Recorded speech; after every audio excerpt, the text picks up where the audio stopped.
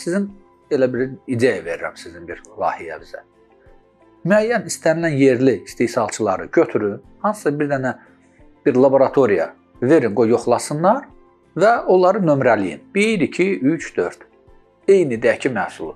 Deyək ki, kənd təsərrüfatı məhsulları, süd məhsulları, bostan məhsulları, nə olur olsun. Düzdürmü?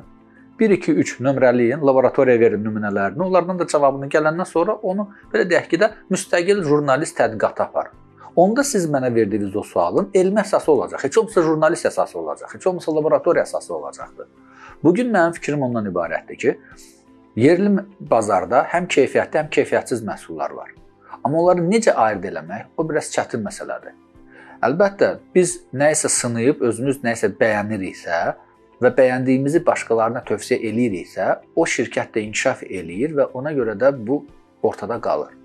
Amma reklam olunan şirkət işte hər yaxşı reklam olunan şirkət deyil. Mən indi adlarını bilmirəm, açığı ki, mən yerli məhsullardan çalışıram, nəyisə istifadə eləməyim. Aldığım məhsullar da yerli məhsullar mənim üçün bu reklamdırsa, reklam eləyim. Kəndçilərdən alın, zəhmətkeşlərdən birbaşa bostandan alın. Öz torpaq yanı sahəsində, öz ev yanı sahəsində yetişdirən o kəndçi insanlardan, yaşlı insanlardan alın. Mənim reklamım budur. Mən marka reklam eləmirəm, mən sağlam həyat tərzini reklam elətdirirəm, əgər buna reklam demək olarsa. Mən bunu təqdir edirəm. Düzgün qidalanın, təbii məhsullardan istifadə edin. Hər hansı bir pestisitlərdən istifadə olunmayan, hər hansı bir satış üçün çıxarılmayan, hansı bir görüntü üçün çıxarılmayan məhsullardan istifadə etməyimiz daha uyğundur. Mən son zamanlar görürəm, belə çəyləklər ortaya çıxır. O sortu elədimi, yoxsa nədirmi? Öküz ürəyi deyilən bir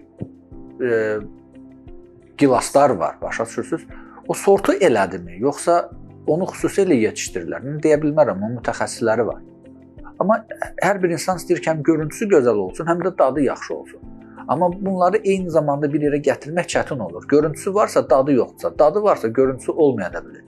Biz meşədə yabanı bitən hansısa çiyələyin dadını heç bir şeylə əvəz eləyə bilmərik. Heç bir tarlada filanda yetişdirilən heç bir sortla əvəz eləmək olmur. Çünki o orada təbii bütün özünə lazım olan, təbiət ona verdiyi bütün normativləri özündə əks etdirir. Amma satış üçün, bazar iqtisadiyyatı üçünsə bu önəmli deyil. İstənilən bazar iqtisadiyyatı iştirakçısının əsas məqsədi gəlirdir. O düşünmür ki, insanlara ki, nəyisə xeyir eləsin. O düşünür ki, özünə gəlir eləsin. Ona görə də bazar iqtisadiyyatı insaniyyətə ziddir. Və bu sualınıza ki, necə ayırd eləyə bilərik? Ancaq öz şəxsi təcrübəmizlə və yaxın etibar eləyə biləcəyiniz bir insanlarla. Mənimsə tövsiyəm odur ki, təbii məhsullardan istifadə edin.